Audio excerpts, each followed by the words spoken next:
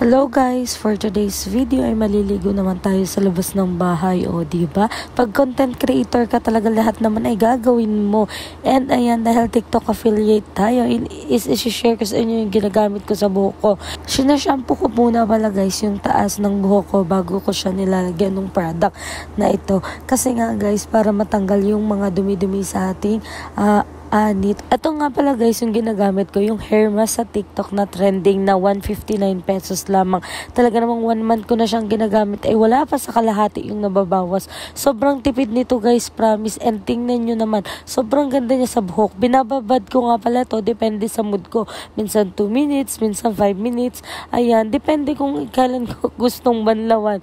Sobrang nagustuhan ko nga pala tong hair mask na to kasi bukod sa hindi siya mabaho na hair mask, kasi may mga hair mask na mabaho. Sobrang ganda talaga nito sa buhok guys, promise. Ang tagal ko nang ginagamit ito, 1 month na, and talaga namang super satisfied ako dito. Kaya worth it na nag-trending to kasi nga sobrang ganda nito. 159 pesos mo, magagamit mo na siya ng 2 to 3 months.